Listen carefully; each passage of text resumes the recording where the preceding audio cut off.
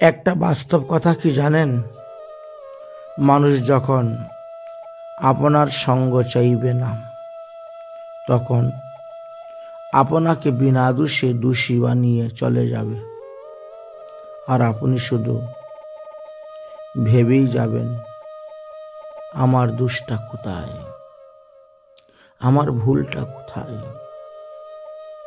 কেন সে আমাকে এত বড় দোষীর দোষী বানিয়ে চলে গেল।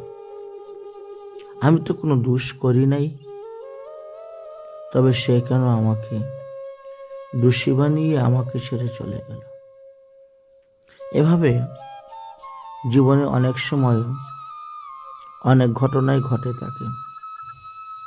বহু লোকের জীবনে ঘটেছে, আমারও জীবনে ঘটেছে। তাই ভাবতে ভাবতেই জীবনটা শেষ হয়ে যায়।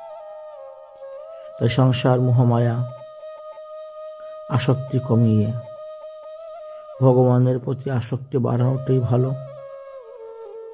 কারণ ভগবান কখনো কাউকে ছেড়ে যান না। তুমি ছাড়লেও ভগবান তোমাকে ছাড়বে না। কিন্তু এই জগতে মানুষ স্বার্থপর। যতক্ষণ সে স্বার্থ পাবে, ততক্ষণই তোমার সঙ্গে থাকবে, আপন বলে দেখাবে।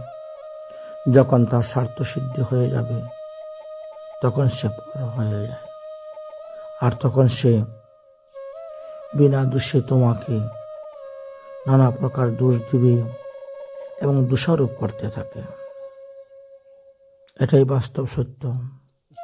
মানব যখন আপনার সঙ্গ চাইবে না, তখন আপনাকে বিনা দোষে দোষী বানিয়ে সে চলে যাবে। আর আপনি শুধু ভেবেই যাবেন, আমার দোষটা কোথায়। রাধে রাধে।